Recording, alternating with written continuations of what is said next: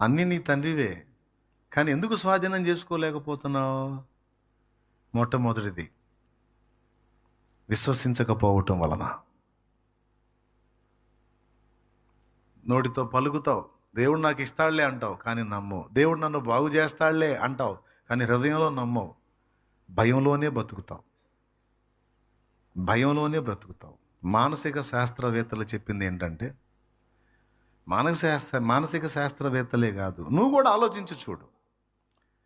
భయం ఎప్పుడైతే మనలో ముప్పిరిగా ఉంటుందో ఆటోమేటిక్గా మనకున్న వ్యాధి యొక్క తీవ్రత పెరిగిపోతూ ఉంటుంది. అర్థమైందా? ఏ రోగమైనా సరే దాన్ని గూర్చి భయపడే కొద్దీ దాని తీవ్రత పెరుగుతూ ఉంటుంది.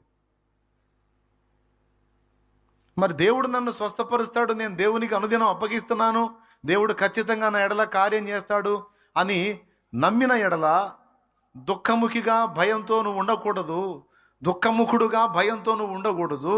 నువ్వు సంతోషంగా, ఉల్లాసంగా, ఉత్సాహంగా, దేవుడు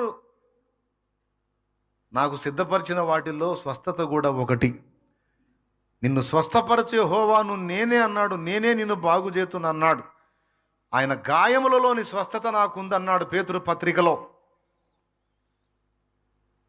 అతడు పొందిన దెబ్బల చేత మీరు స్వస్థత నొందితిరి అన్నాడు. ఆత్మీయ, శారీరక, మానసిక స్వస్థతలు 3 కూడా నా ప్రభువు నాకు ఇవ్వగలడు, నాకు వాగ్దానం చేశాడు. నేను బాగుండాలి, బాగుంటాను, నన్ను నా తండ్రి బాగు చేస్తాడు, స్వస్థత పొందుతాను, నేను లేచి నా దేవుని పని చేస్తాను, నా దేవుని పని చేస్తాను, నా దేవుని పని చేస్తాను, నా దేవుని పరిచర్య చేస్తాను, నా దేవుని చిత్తం నెరవేరుస్తాను. ఇంతవరకు తెలియక లోకం కోసం బతిక, లోకాన్ని పొందడం కోసం బతిక, లోకానుసారంగా బతిక. ఇప్పుడు సత్యం తెలుసుకున్నా, మారు మనసు పొందా, రక్షణ పొందా, నా తండ్రిని అడిగా, నా తండ్రికి రిక్వెస్ట్ పెట్టా, మొత్తం ఆయన ఆమోదించాడు, నాకు జవాబిచ్చాడు. నేను నమ్ముతున్నా.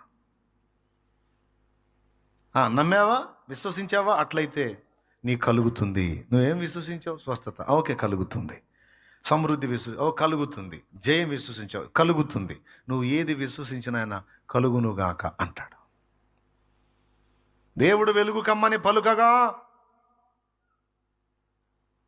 అవునా? ఆ భూమి మొలిపించునుగాక అని పలుకగా, జలములు పుట్టించునుగాక అని పలుకగా, కలుగునుగాక, గాక గాక గాక గాక అని పలుకగా అలాగూ జరిగేను. మరి అది దేవుడంటే.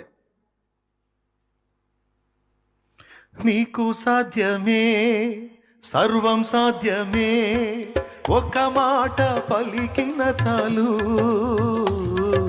నీకు సాధ్యమే, సర్వం సాధ్యమే, ఒక్క మాట పలికిన చాలు. అయ్యా ఒక మాట పలికిన చాలు, అయ్యా ఒక మాట పలికిన చాలు. విన్నపాలు విను దైవమా, నా కన్నీరు గాంచు దైవమా, స్వస్థతనిచ్చు దైవమా, నీకే స్తోత్రము యేసయ్యా, నీకే స్తోత్రము యేసయ్యా. అంటే కనికరించి నీ చేయి చాచి అద్భుతములు చేయు దైవమా, కనికరించి నీ చేయి చాచి అద్భుతములు చేయు దైవమా, అయ్యా అద్భుతములు చేయు దైవమా, అయ్యా అద్భుతములు చేయు దైవమా. విన్నపాలు విను దైవమా, నా కన్నీరు గాంచు దైవమా, స్వస్థతనిచ్చు దైవమా, నీకే స్తోత్రము యేసయ్యా, నీకే స్తోత్రము యేసయ్యా. దేవునికి మహిమ. ఎంతమంది ఒప్పుకుంటారండి? ప్రార్థన చేస్తారు కానీ నమ్మరు, పలుకుతారు కానీ విశ్వసించరు. అని నేను చెప్పింది నిజమా అబద్ధమా? నిజమేనంటే చేతులు ఎత్తండి. తమ్ముడా, చాలా విషయాల్లో నిజంగా దేవుడు చేస్తాడులే అన్నయ్య అంటారు కానీ నిజంగా నమ్ముతావా? చాలా విషయాలు వింటావు కానీ నిజంగా అవి జరుగునని నమ్ముతావా? వారు వినుట మట్టుకు విందురు కానీ గ్రహింపరు. వింటారు కానీ విశ్వసించరు. పైకి భక్తి గల వారి వలె ఉండి దాని శక్తిని ఆశ్రయించని వారు. ఇది అందరికీ వర్తిస్తుంది. సేవకులు విశ్వాసులు అన్న భేదం లేదు, ప్రతి ఒక్కడికి వర్తిస్తుందండి. ఎంతోమంది జీవితాల్లో విశ్వాసాన్ని బట్టి ఎన్నో కార్యాలు జరిగాయే. నీ విషయంలో ఎందుకు జరగట్లా? నా కర్మన్నా ఏం కాదు, నీ కర్మ కాదు, నీ తలకాయ కాదు, నీ అవిశ్వాసం. ఏమిటది?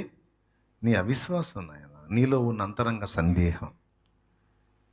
ఎన్ని చోట్ల చెప్పాడు. సందేహం లేనప్పుడు నీళ్ల మీద నిలిచిన పేతురు అంతరంగమున సందేహించినప్పుడు నీట మునిగాడు. సందేహించాడంటానికి గుర్తేంటంటే యేసయ్య వచ్చి నీళ్లలో మునుగుతూ కేకలేస్తున్న పేతుర్ని పైకెత్తి నిలిపి, అల్ప విశ్వాసి ఎందుకు సందేహపడితీవి అన్నాడు.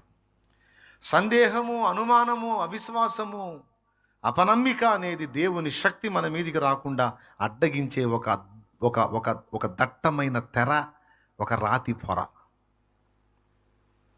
దేవుని శక్తి, గొప్ప శక్తి మనల్ని ఆవరించకుండా, మనల్ని స్పృశించకుండా, మనల్ని బాగు చేయకుండా మనలో ఉన్న సందేహం అనేది ఒక పెద్ద అడ్డుగోడ.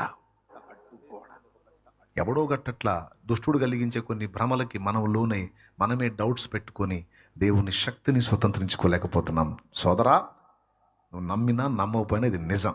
ఆన్లైన్ ద్వారా వీక్షించేవాళ్ళు, తర్వాత వినేవాళ్ళు కూడా ఈ అంశాన్ని వినండి, బుద్ధి తెచ్చుకోండి.